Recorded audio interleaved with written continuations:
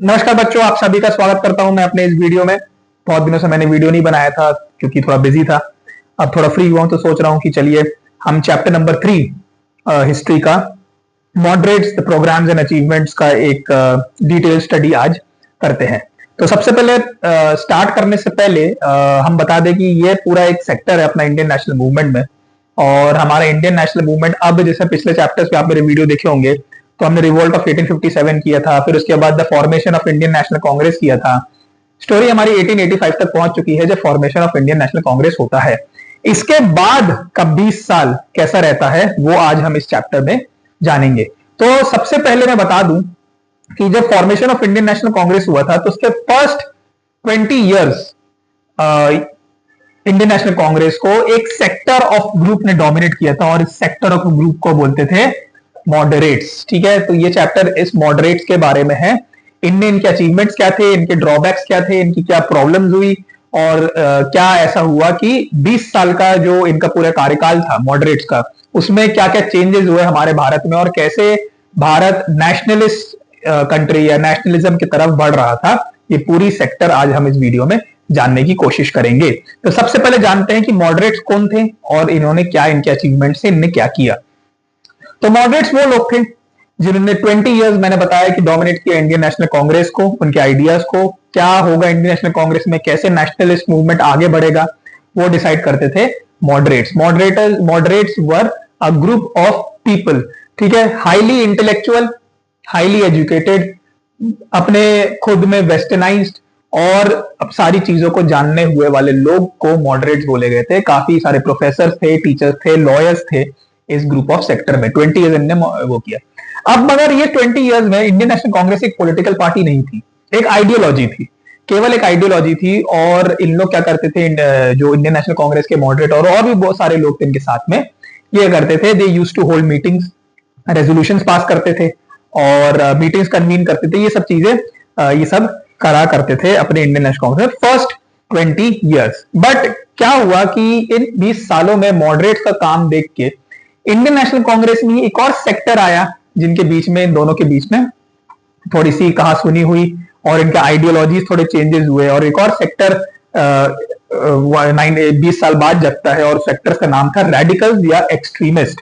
और finally moderates और radicals के बीच में तनाव इतना बढ़ जाता है कि दोनों अलग हो जाते हैं 1907 के सूरत सेशन में और वो अपना एक नया ग्रुप बनता है इंडियन कांग्रेस में ही जिसका नाम था एक्सट्रीमिस्ट, जिसको हम नेक्स्ट चैप्टर में करेंगे। पर अभी इस चैप्टर में हम मॉडरेट्स के बारे में पढ़ेंगे। जो मेन ऑब्जेक्टिव था, इनका मेन ऑब्जेक्टिव था कि हम भारत को आजादी दिलाएंगे और इनका मेन ऑब्जेक्टिव था कि मगर कोई वायलेंट मीन्स से नहीं, शांति प्रिय माहौल से। वो भारत की आजादी तो नहीं मांग रहे थे मगर एक सेल्फ गवर्नमेंट मांग रहे थे ब्रिटिश क्राउन के अंदर। मॉडरेट्स ये समझते थे कि ब्रिटिश रूल जो है भारत के लिए बहुत अच्छा है क्योंकि ब्रिटिश रूल भारत को मॉडर्नाइज कर रहा है। जो भी इनके कास्ट बेस्ड प्रॉब्लम भारत में सालों से चलते आ रहे हैं और ऐसे कुछ इवेल्स है जो सही नहीं है भारत के लिए, उसको ब्रिटिश रूल हटा रहा है। इसके लिए बहुत उन लोग खुश थे ब्रिटिश रूल से, मगर उन लोग चाह रहे थे कि ब्रिटिश रूल में ही थोड़ा रिफॉर्मेशन होना चाहिए। रिफॉर्मेशन मतलब कुछ चेंज होना चाहिए ब्रिटिश रूल में ही, ताकि भारत को सेल्फ गवर्नमेंट हो सके। उस समय ऑस्ट्रेलिया, कनाडा जैसे कॉलोनीज को भी सेल्फ गवर्नमेंट करके रखा था अंग्रेजों ने। तो वो ये मॉडरेट्स यही चाह रहे थे कि सेल्फ गवर्नमेंट होना चाहिए भारत के अंदर, मतलब भारत के लोग ही भारत को गवर्न करें मगर एक ब्रिटिश क्राउन के अंदर ही। ये इनका मेन ऑब्जेक्टिव था। अब इस ऑब्जेक्टिव को पाने के लिए उन्होंने कोई वायलेंट मीन्स नहीं उठाया था। इस ऑब्जेक्टिव को पाने के लिए उन्होंने चूज किया था a simple way of prayers and petitions. वो बोलते थे कि भैया हम भारतीय ब्रिटिश गवर्नमेंट के सामने पिटीशंस करेंगे, हम गवर्नमेंट के सामने प्रेयर्स करेंगे कि भैया आप कुछ कुछ चीजें या कुछ कुछ रूल्स चेंज करो। सबसे इंपॉर्टेंट रूल जो ये चेंज करना मांग रहे थे तो वो था गवर्नमेंट ऑफ इंडिया एक्ट 1861 में पास हुआ द लेजिस्लेटिव काउंसिल। अब लेजिस्लेटिव काउंसिल में बता दूं क्या होता है कि उस समय भारत को प्रिंसली स्टेट्स और लेजिस्लेटिव काउंसिल में डिवाइड किया गया था ब्रिटिश क्राउन की तरफ से। तो जो लेजिस्लेटिव काउंसिल थे, यानी कि आज के डे में जो लेजिस्लेटिव असेंबली होती है, उसमें इसमें मॉडरेट्स चाह रहे थे कि जो उनके लेजिस्लेटिव काउंसिल हैं उनके अंदर भारतीय लोग का जो रिप्रेजेंटेशन है ज्यादा से ज्यादा रहे। क्यों भाई ज्यादा से ज्यादा रहे? क्योंकि भारत कंट्री के बारे में इन लोग बात कर रहे हैं। तो उनका मेन ऑब्जेक्टिव भी ये था कि लेजिस्लेटिव काउंसिल में जो गवर्नमेंट ऑफ इंडिया एक्ट था 1961 का, उसमें चेंजेस हो और लेजिस्लेटिव काउंसिल में बहुत सारे भारतीयों को एंट्रेंस मिले, ताकि भारत के बारे में उन लोग बता सके कि what is the problem going on in the country. Executive और जुडिशियल ब्रांचेस है, ब्रिटिश गवर्नमेंट ने एग्जीक्यूटिव और जुडिशियल ब्रांचेस को एक साथ रखा हुआ था। ये चाह रहे थे कि एग्जीक्यूटिव और जुडिशियल ब्रांचेस अलग अलग रहे भारत में, भारत के गवर्नमेंट के लिए कंप्लीट सेल्फ गवर्नमेंट मांग रहे थे। और Indianisation of the civil services examination, जो सिविल सर्विस था जैसे जजेस का, आईएएस ऑफिसर्स, आईपीएस ऑफिसर्स जो बनना मांग रहे थे, वो इंडियनाइजेशन होना चाहिए, क्योंकि भाई इंडियन को ही इन लोग आखिरी में गवर्न करेंगे, तो इंडियनाइजेशन इसका भी होना चाहिए। वो रिप्रेजेंटेशन मांग रहे थे इंडियंस का एग्जीक्यूटिव काउंसिल में। वाइसरॉय की जो एग्जीक्यूटिव काउंसिल थी, जैसे पर्सनल या governor general of the country होता है, उसकी जो एग्जीक्यूटिव काउंसिल होती है, उसमें जो लोग बैठते हैं, उसमें वो चाह रहे थे कि ज्यादा से ज्यादा इंडियंस रहे, ताकि इंडियंस की कंट्री गवर्न हो सके। और वो चाह रहे थे कि डेवलपमेंट होना चाहिए हेल्थ फैसिलिटी में इंडियंस के लिए, एजुकेशन फैसिलिटी में इंडियंस के लिए, बहुत सारी चीजों इंडियंस के प्रति होना चाहिए जो इंडियंस के अगेंस्ट है। वो चाह रहे थे कि बहुत सारे इकोनॉमिक एक्सप्लॉयटेशन जो ब्रिटिश रेगुलर कर रहा है, इसके बारे में भी मैं आऊंगा वीडियो में बाद में, कि इकोनॉमिक एक्सप्लॉयटेशन ब्रिटिश कैसे कर रहा है, पिछले वीडियो में बता चुका हूं। तो वो मांग रहे थे कि जो इकोनॉमिक एक्सप्लॉयटेशन ब्रिटिश कर रहा है इंडिया का, वो भी बंद होना चाहिए, और जो भी मिलिट्री एक्सपेंसेस है, ये इकोनॉमिक एक्सपेंसेस है, वो ब्रिटिश सरकार और इंडियन सरकार साथ में करे। तो ये बहुत सारी चीजें थी जो उस समय मॉडरेट्स चाह रहे थे, मगर एक प्रेयरफुल पिटीशन से। वो नहीं चाह रहे थे कि कोई वायलेंट एक्टिंग हो, वायलेंट चीजें हो। वो ये भी चाह रहे थे कि जितनी भी इंडिजीनस कंपनीज हैं या जितने भी इंडिजीनस काम हैं जो ब्रिटिश सरकार ने बंद कर दिया है, उसको भी आगे बढ़ाना चाहिए, उसको भी आगे आना चाहिए। तो ये भी एक प्रेयर था मॉडरेट्स का। तो ये सब चीजें मॉडरेट्स चाह रहे थे। एक और मुद्दा जो बहुत ज्यादा मॉडरेट्स उठाए थे उस टाइम, वो था कि जो ब्रिटिश थे, जो ब्रिटिश इंडियन आर्मी, मतलब ब्रिटिश आर्मी के अंदर जो इंडियन सोल्जर्स थे, वो बहुत सारे वॉर्स बाहर लड़ रहे थे, एशिया में लड़ रहे थे, अफ्रीका में लड़ रहे थे, इंडो अफगान वॉर चल रही थी उस समय। तो इतना ज्यादा मिलिट्री एक्सपेंडिचर हो रहा था, ऑब्वियसली वॉर लड़ने के लिए खूब सारा पैसा चाहिए रहता है, तो जितना भी मिलिट्री एक्सपेंडिचर हो रहा था और जितने भी जवान हमारे अपनी जान दे रहे थे, टैबू से पार कर रहे थे, तो ये सब चीजें मॉडरेट्स चाह रहे थे कि जितना भी मिलिट्री एक्सपेंडिचर है वो भी भारत सरकार और ब्रिटिश सरकार दोनों साथ में इसको कॉन्कर करे। पहले क्या हो रहा था कि केवल जो इंडिया है, इंडिया का जो सोना था या इंडिया को गिरवी रख के मिलिट्री एक्सपेंडिचर ब्रिटिश समाप्त कर देते। ये भी चाह रहे थे कि ऐसा ना हो, ये सब बंद होना चाहिए, क्योंकि हम लोग, मतलब इंडियन इकोनॉमिकली बहुत ज्यादा डिप्लीट हो रहे थे ब्रिटिशर के इस क्वेश्चन से। तो उनका जो मेथड ऑफ स्ट्रगल था वो था प्रेजेंट पिटीशन, जैसे मैं बता चुका हूं। और उन्होंने कैसे किया इसको, मतलब ये कैसे उन्होंने अपना प्रेजेंट पिटीशन को फॉलो किया। उन्होंने सबसे पहले अरेंज किया लेक्चर्स कॉलेजेस में, क्योंकि मैंने बता चुका वीडियो की शुरुआत में कि जितने भी मॉडरेट्स थे खूब ज्यादा पढ़े लिखे लोग थे, टीचर्स थे, लॉयर्स थे, फिलोसोफर्स थे, प्रोफेसर्स थे। तो उन्होंने क्या किया, उन्होंने सारी आवाम को जोड़ने के लिए, पहले हमारी इंडियन आवाम को तो पता ही नहीं था कि ब्रिटिशर्स हमारी कंट्री के साथ क्या कर रहे हैं, तो सारी आवाम को जोड़ने के लिए इन लोग ने क्या किया, इन्होंने अरेंज किए कॉलेजेस में लेक्चर्स, स्कूल्स में लेक्चर्स अरेंज किए, उन्होंने मीटिंग्स अरेंज की, रेजोल्यूशंस पास करे, ताकि लोगों को पता चले कि क्या इकोनॉमिकली हम डिप्लीट हो रहे हैं या कैसे ब्रिटिश इकोनॉमिकली हमको डिप्लीट कर रहे हैं। और यही सब को अच्छे से करते हुए होता यूं है कि ब्रिटिश गवर्नमेंट इस पे ध्यान देती है, और इसीलिए 1888 में लॉर्ड डफरिन, जो उस टाइम वाइसरॉय थे, उस time governor general of India थे, वो आते हैं इंडिया और वो बोलते हैं कि हम अब इंडियन नेशनल कांग्रेस के मॉडरेट लीडर्स के साथ एक मीटिंग करना चाहेंगे कि उनकी प्रॉब्लम क्या है, उनकी पिटीशंस क्या है, उनकी प्रेयर्स क्या है, और इसको हम सॉल्व करने की पूरी कोशिश करेंगे। तो कैलकाटा में एक मीटिंग सेट होती है, दोनों के बीच में सारे लीडर्स, मॉडरेट लीडर्स पहुंचते हैं वहां पे, और लॉर्ड डफरिन भी रहते हैं वहां पे, और लॉर्ड डफरिन को बुलाते हैं कि बताइए कि क्या दिक्कतें हैं।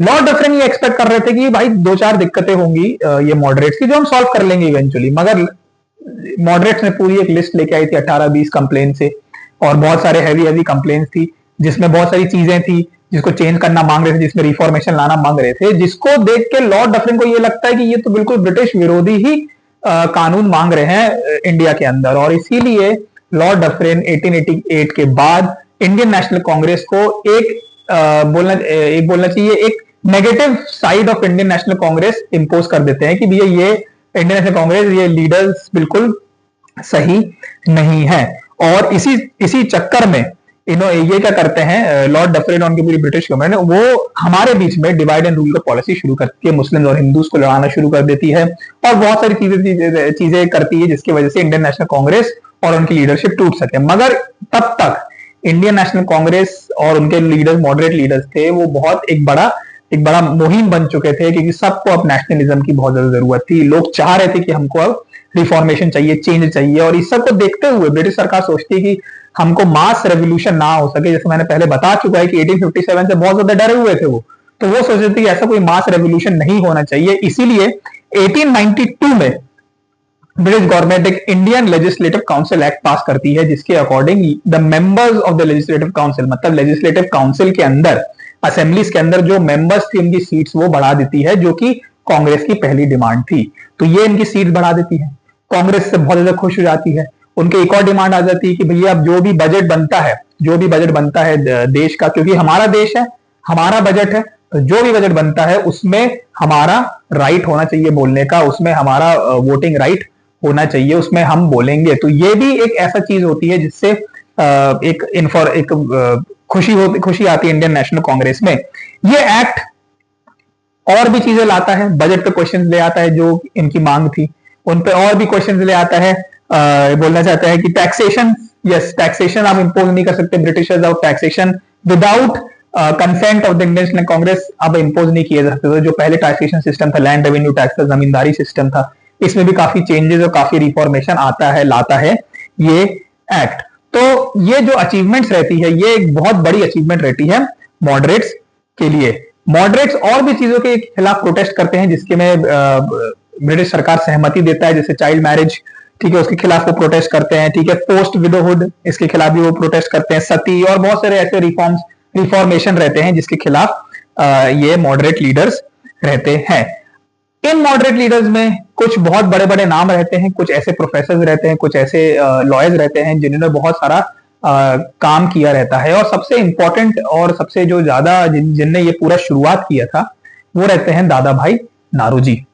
दादा भाई नारोजी एक ऐसे मॉडरेट लीडर रहते हैं जिनने सबसे पहले, पिछले वीडियो में बता चुका हूं, सबसे पहले बताया था कि कैसे ब्रिटिशर्स इंडिया को इकोनॉमिकली डिप्लीट कर रहे हैं। इनकी थ्योरी थी ड्रेन ऑफ वेल्थ, जिससे वो ये बताते हैं सारे इंडियन मासेस को, सारे इंडियन यूथ को, कि कैसे ब्रिटिशर्स हमारे कंट्री का जो सोना है, हमारे कंट्री का जो लैंड है, हमारे कंट्री का जो पैसा है, जो हमारे कंट्री का इकोनॉमिकली इतनी हमारी अच्छी कंट्री थी, उस सब को कैसे डिप्लीट कर रहे हैं। इंडिया को कैसे वो एक बस major exporter of raw material बना रहे हैं, कैसे हमारा पूरा सोना ले जाके बेच रहे हैं और फिर बाहर इंडो अफगान वॉर्स में या मिलिट्री एक्सपेंडिचर कर रहे हैं। तो ये सब चीज को ड्रेन ऑफ वेल्थ था। तो दादा भाई नारोजी ना केवल इंडिया में बल्कि इंग्लैंड में भी जाके इंडियंस के लिए बोल रहे थे, बड़े बड़े कॉलेजेस में, सेमिनार में बहुत बोल रहे थे। उन्होंने, दादा भाई नारोजी ने 2 किताबें लिखी थी, एक था पॉवर्टी इन इंडिया, जो पॉवर्टी, रूरल पॉवर्टी के बारे में बता रही थी, और दूसरी की किताब थी un British rule in India, जो कि ब्रिटिश कैसे डिप्लीट कर रहा है इंडिया को, उसके बारे में बता रहे थे। 97 में एक कमीशन अपॉइंट होता है ब्रिटिशर्स की तरफ से, जो कि आके इन्वेस्टिगेट करता है कि कैसे इकोनॉमिकली डिप्लीट कर रहा है ब्रिटिशर्स, मतलब ब्रिटिश गवर्नमेंट इंडिया को। इस कमीशन के भी मेंबर रहते हैं Dadabhai Naoroji, one of the members रहते हैं दादा भाई नारोजी। तो बहुत बड़ा एक योगदान इनका रहता है इसके लिए। केवल दादा भाई नारोजी पर बहुत सारे प्रोमिनेंट लीडर्स थे कांग्रेस में जिन्होंने अपने एफर्ट्स यहाँ पे दिए थे। उसमें से एक, वन ऑफ द लीडर थे सुरेंद्र नाथ बैनर्जी, और जो कि मैजिस्ट्रेट थे, वो काम करते थे एज अ मैजिस्ट्रेट इन आसाम, मगर उनको वहां से डिसकंटिन्यू कर दिया जाता है या उनको वहां से निकाल दिया जाता है। क्यों? क्योंकि उन्होंने आवाज उठाई थी रेशियल डिस्क्रिमिनेशन जो अंग्रेज वहां पे कर रहे थे आसाम में, इसलिए उनको हटा दिया जाता है। मगर वो अपनी लड़ाई लड़ते रहते हैं और 1921 में वो minister of self government and health appoint करे जाते हैं गवर्नर ऑफ बंगाल से। मतलब ये प्रोमिनेंट लीडर्स रेगुलरली लड़ाई कर रहे थे। 1876 में, मतलब इंडियन नेशनल कांग्रेस के उससे पहले, मतलब इंसेप्शन से पहले भी सुरेंद्र नाथ बैनर्जी इसमें बहुत एक्टिव थे, और 1876 में उन्होंने इंडियन एसोसिएशन बनाया था, जो आखिरी में एक स्टार्टिंग पॉइंट रहता है इंडियन नेशनल कॉन्फ्रेंस का 1883 में, और वो एक कन्वीनर थे 1883 में इंडियन नेशनल कॉन्फ्रेंस के, जो बाद में जाके इंडियन नेशनल कांग्रेस बनती है। तो ये सारी चीजें सुरेंद्र नाथ बैनर्जी अपने लेवल पे कर रहे थे। उन्होंने आर्म्स एक्ट के अगेंस्ट में एजिटेशन शुरू किया था। उन्होंने वर्नैक्युलर प्रेस एक्ट, जो कि बहुत ही इंपॉर्टेंट एक्ट था, जिसकी वजह से ब्रिटिशर्स हमको एज अ प्रेस दबा रहे थे, उसके खिलाफ भी उन्होंने एजिटेशन किया था। और फादर ऑफ इंडियन नेशनलिज्म बोला जाता है सुरेंद्रनाथ बैनर्जी को, क्योंकि वो भी एक one of the earliest leaders थे जिन्होंने ये शुरुआत करी थी। दादा भाई नारोजी, सुरेंद्रनाथ बैनर्जी के बाद एक और बहुत प्रोमिनेंट मॉडरेट लीडर आते हैं जिनका नाम था गोपाल कृष्ण गोखले, जो कि हिस्ट्री और इकोनॉमिक्स के प्रोफेसर थे फर्ग्यूसन कॉलेज पुणे में। उन्होंने भी, ये भी एक बहुत ही स्टार्टिंग लीडर है, एक प्रोमिनेंट लीडर है इंडियन नेशनल कांग्रेस के। उनने अपने रोल में एज अ प्रोफेसर, उन्होंने अपने रोल में as a nationalist openly criticise किया था ब्रिटिश गवर्नमेंट की पॉलिसीज को। और जो मिंटो मॉर्ले रिफॉर्म्स है, अगर हम इसको वीडियो में चैप्टर इस कोर्स में और आगे पढ़ेंगे मिंटो मॉर्ले रिफॉर्म्स के बारे में 1909 के गोपाल कृष्ण गोखले एक उनका मेन रोल था ये रिफॉर्म्स को पास करवाने का। तो ये सारे प्रोमिनेंट लीडर्स थे मॉडरेट्स के, और उनकी अचीवमेंट्स जो कि थोड़ी कम थी मगर बहुत ही स्टार्टिंग अचीवमेंट थी। और मैं तो समझता हूं उनका सबसे स्टार्टिंग अचीवमेंट ये था कि इन्हों सब ने, जितने मॉडरेट लीडर्स थे, इन्होंने क्या किया, इन्होंने भारत के युवाओं को और भारत के लोगों को बताया कि भैया नेशनलिज्म क्या होता है। उनके अंदर एक नेशनलिस्ट होने की आग लगाई। तो ये प्रोमिनेंट लीडर्स का सबसे बड़ा अचीवमेंट था मेरे हिसाब से जो उन्होंने किया। But with achievements come limitations also. Moderates की भी बहुत सारी लिमिटेशंस थी जिससे काफी सारे लोग नाखुश थे मॉडरेट्स के। सबसे पहले इनकी लिमिटेशंस थी कि इनका जो मेथड ऑफ एजिटेशन था, इनका मेथड ऑफ स्ट्रगल था, वो बहुत ज्यादा ही प्रेफुल था और बहुत ही ज्यादा नॉन वायलेंट था। मतलब ऐसा नहीं कि बिल्कुल वायलेंट होना चाहिए था, मगर बहुत ज्यादा ही ये प्रेफुल पिटिशंस कर रहे थे अंग्रेजों को, उनके पास जा रहे थे, भैया प्लीज हमारा ये कोशिश कर दो, हमारा ये कर दो। मगर ऐसा नहीं है, ब्रिटिश सरकार बिल्कुल उनके खिलाफ हो चुकी थी, जैसे मैंने आपको वीडियो में पहले बताया। दूसरा इनका मेजर वीकनेस था कि ये जितने भी प्रोमिनेंट लीडर्स थे, जैसे मैंने बता चुका हूं शुरुआत में, Dadabhai Naoroji famous lawyer, economist, father of nationalism Surendranath Banerjee, professor Gopal Krishna Gokhale, जितने भी सारे प्रोमिनेंट लीडर्स थे, और भी लीडर्स के नाम मैं बताऊंगा आपको, ये सारे या तो